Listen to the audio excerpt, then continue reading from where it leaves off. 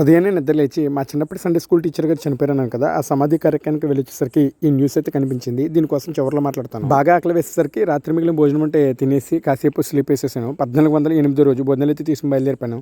అందరికి నమస్తే అండి. అందరూ ఎలా ఉన్నారు? బాగున్నారా? నేను చాలా బాగున్నాను. పీతాని రాజేంద్ర ప్రసాద్ గారు ఈ లోకాన్ని విడిచి వెళ్లారు. ఆయన జ్ఞాపకం చేసుకుంటూ అనేక మంది కొరకు ఆహారం అయితే ఏర్పాటు చేయడం జరిగింది. చాలా మంది నా ఈ ప్రయాణం మీద ఇబ్బంది లేకుండా వెళ్ళిపోతుంది అనుకుంటారు. భోజనాలు తీసుకున్న వాళ్ళ ముఖంలో కనిపించే నవ్వు ముందు నా ఇబ్బంది, నా నష్టం కూడా పెద్దగా కనపడట్లేదు, అనిపించట్లేదు. అంతే. దయచేసి ఎండలకు జాగ్రత్తలు పాటించండి. మన వీడియో చూస్తున్న వాళ్ళు చాలా మంది కనిపించారు, కానీ ఈ పిల్లలు ఎందుకో కాస్త స్పెషల్ గా అనిపించారు. సరదా వీడియోలు కాకుండా మనలాంటి వీడియోస్ కూడా పిల్లలు చూస్తున్నారంటే కాస్త సంతోషమే కదా. కేక్ ఆర్డర్స్ ఉంటే డెలివరీ ఇచ్చేసి సాయంత్రం 6 గంటలకు ఇంటికెళ్ళి మధ్యాహ్న భోజనం అయితే చేసేసాను. సాటి మనిషిని కడుపున పుట్టిన వారిని చంపేంత ఉన్మాదం అసలు ఎలా వచ్చింది? చదువురాని వారిని అసమర్థులుగా చూసే మనమే కులాలను, మతాలను, నాయకులను, సినిమా వారిని ఎవరైనా ఏదైనా చంపండి, నరికేయండి అని కామెంట్లు పెట్టి అసలు చంపడమే నేరం కాదన్నట్టు మాట్లాడి ఇప్పుడు మానవతావాదుల పత్తిత్తు కబుర్లు చెప్తున్నాం.